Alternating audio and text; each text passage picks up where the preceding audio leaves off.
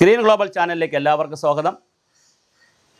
പ്രിയപ്പെട്ട പ്രേക്ഷകർക്കും ഇത് കാണുന്നവർക്കും കേൾക്കുന്നവർക്കും നിങ്ങളുടെ പ്രശ്നങ്ങൾ എന്തുതന്നെയാലും ഞങ്ങളെ അറിയിക്കാം.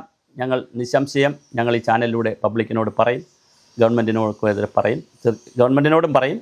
റിസൾട്ട് ഉണ്ടാവട്ടെ. രാഷ്ട്രീയം, സാംസ്കാരികം, ചരിത്രം, പാരിസ്ഥിതികമായിട്ടുള്ള നിരവധി കാര്യങ്ങളാണ് ഞങ്ങൾ ഈ ചാനലിലൂടെ പുറത്തുവിടുന്നത്.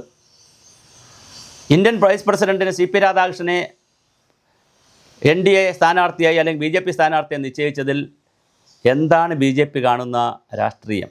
അത് കൗതുകമുള്ളൊരു കാര്യമാണ്, ചർച്ച ചെയ്യുന്ന കാര്യമാണ്.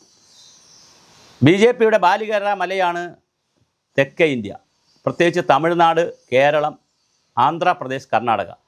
അതിൽ കർണാടകത്തിൽ ഇടയ്ക്കിടയ്ക്ക് BJP അധികാരത്തിൽ വരുന്നുണ്ട്. പക്ഷേ ഇപ്പോൾ കോൺഗ്രസ്സാണ്. ഇടയ്ക്ക് BJP വരും, കോൺഗ്രസ് വരും. അങ്ങനെ കർണാടക അവർക്ക് വലിയൊരു പ്രശ്നമില്ലാത്ത പ്രദേശമാക്കി മാറ്റിയെടുത്തിട്ടുണ്ട്.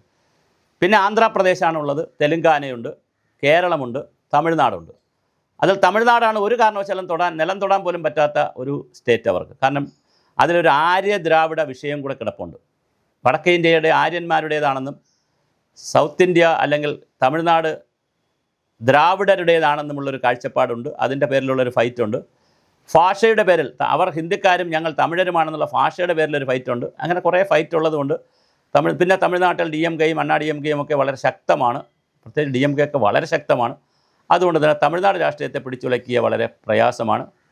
അണ്ണാമലയെ കൊണ്ടുവന്ന് നോക്കി, തമിഴ്നാട്ടിൽ ഒരു IPS ഓഫീസറായ അണ്ണാമലയെ കൊണ്ടുവന്ന് നോക്കി. പക്ഷേ അത് വേണ്ടത്ര മുന്നോട്ട് പോയില്ല. അദ്ദേഹം ഒരുപാട് ഹൈപ്പ് ഉണ്ടാക്കി, സംഘടനാപരമായിട്ട് ഒരുപാട് മുന്നോട്ട് കൊണ്ടുപോയി BJPയെ. പക്ഷേ എങ്കിലും വേണ്ടത്ര പോകാൻ അദ്ദേഹത്തിന് പറ്റില്ല. അദ്ദേഹത്തിൻ്റെ പീരീഡ് കഴിഞ്ഞപ്പോൾ മാറി, പുതിയ ആളാണ്. അപ്പോൾ ആ തമിഴ്നാട് രാഷ്ട്രീയത്തെ ഒന്ന് കൈകാര്യം ചെയ്യാൻ പറ്റുമോ എന്നും കൂടി ഒരു ചിന്തയുടെ ഭാഗമാണ് CP രാധാകൃഷ്ണൻ അവർകളെ വൈസ് പ്രസിഡന്റ് സ്ഥാനത്തേക്ക് വരുന്നു എന്നൊരു വാദമുണ്ട്. അതുപോലെ തന്നെ BJPയുടെയും RSSൻ്റെയും ശക്തനായ ഒരു വക്താവ് തന്നെ ആയിരിക്കണം വൈസ് പ്രസിഡന്റ് എന്നുള്ള കാഴ്ചപ്പാടിലും കൂടിയാണിത് വന്നിരിക്കുന്നത്. അപ്പോൾ തീർച്ചയായിട്ടും 2 വെടി ഒറ്റ ഉണ്ടയിൽ 2 വെടി എന്നുള്ളതാണ് BJP കണ്ടിരിക്കുന്നത്. ഒന്ന്, ധൻഖറിനെ പോലെ BJP സംഘപരിവാർ വേദികളിൽ നിന്ന് വന്നിട്ടില്ലാത്ത ഒരാളിനാക്കിയതിൻ്റെ ചെറിയ ബുദ്ധിമുട്ടുണ്ട്. അതുകൊണ്ട് അത് വേണ്ട, സമ്പൂർണ്ണമായി BJP സംഘപരിവാർ RSS ബാക്ക്ഗ്രൗണ്ടുള്ള ഒരാളിനെ തന്നെ ആക്കണം എന്നുള്ള നിലയിൽ ഒരു ചിന്ത വന്നു. അപ്പോഴാണ് തമിഴ്നാട് രാഷ്ട്രീയത്തെ കൈകാര്യം ചെയ്യാൻ പറ്റുന്ന ഒരു കാര്യം കൂടി CP രാധാകൃഷ്ണൻ്റെ ഇത് വച്ചാൽ വരും എന്ന് മനസ്സിലാക്കി. അങ്ങനെയാണ് CP രാധാകൃഷ്ണൻ്റെ സ്ഥാനാർത്ഥിത്വം വരുന്നത്. അദ്ദേഹം ജയിക്കുവാനാണ് സാധ്യതയുള്ളത്. കാര്യം NDAക്ക് ഭൂരിപക്ഷമുണ്ട്. എന്തായാലും തമിഴ്നാട് രാഷ്ട്രീയത്തെ അത് പിടിച്ചുലയ്ക്കുമോ? മാത്രമല്ല അദ്ദേഹം DMKയുടെ നേതൃത്വത്തിൽ സ്റ്റാലിൻ്റെയും കൂടി സഹായത്താലാണ് കോയമ്പത്തൂരിൽ നിന്ന് MP ആയത്. പക്ഷേ എങ്കിലും കോയമ്പത്തൂരിൽ നിന്ന് MP ആയിരുന്നു, 2 സ്റ്റേറ്റിൽ ഗവർണറായിരുന്നു, 2 സ്റ്റേറ്റിൽ ചുമതല വഹിച്ചു, ഇപ്പോൾ ഗവർണറാണ്. തീർച്ചയായിട്ടും അദ്ദേഹം ഇന്ത്യയുടെ വൈസ് പ്രസിഡൻ്റായി വരുമ്പോൾ വളരെ ഡൈനാമിക്കായിട്ടുള്ളൊരു വൈസ് പ്രസിഡൻ്റ് ആയിരിക്കും, ജയിക്കാനാണ് സാധ്യത. പക്ഷേ കേരളത്തിലെയും സൗത്ത് ഇന്ത്യയിലെയും പ്രത്യേകിച്ച് തമിഴ്നാടിൻ്റെ രാഷ്ട്രീയത്തിൽ എന്താണ് കൊണ്ടുവരിക എന്നറിയില്ല. അതുകൊണ്ട് തമിഴ്നാട്ടിലുള്ള തന്നെ ഒരു അണ്ണാദുരൈ, ഒരു ശാസ്ത്രജ്ഞനായിട്ടുള്ള ISROയിലെ ശാസ്ത്രജ്ഞനുള്ള അണ്ണാദുരയെ മത്സരിപ്പിക്കണം എന്നൊരു വാദം തമിഴ്നാട്ടിൽ നിന്ന് സ്റ്റാലിൻ മുന്നോട്ട് വച്ചിട്ടുണ്ട്.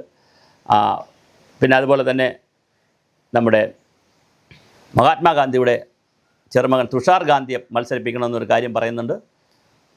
വടക്കേ ബംഗാളിൽ നിന്ന് 2 ജഡ്ജിമാർ, പിന്നോക്ക വിഭാഗത്തിൽ നിന്ന് പട്ടികജാതി പട്ടികവർഗ വിഭാഗത്തിൽ നിന്നുള്ള 2 ജഡ്ജിമാരുടെ പേര് പറയുന്നുണ്ട്. അപ്പോൾ ഇന്ത്യ മുന്നണിക്കും എന്തായാലും സ്ഥാനാർത്ഥിയുണ്ട്.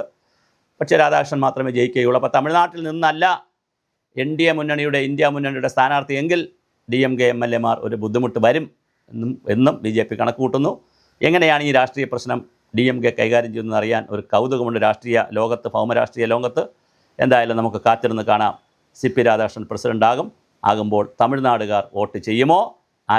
എത്ര വോട്ട് കിട്ടും? ഇന്ത്യ മുന്നണി എന്ന് പറഞ്ഞു നിൽക്കുമ്പോൾ തന്നെ അതിലെ ഏതൊക്കെ പാർട്ടി വൈസ് പ്രസിഡൻറ്റിന് വോട്ട് ചെയ്യും? കാത്തിരുന്ന് കാണാം.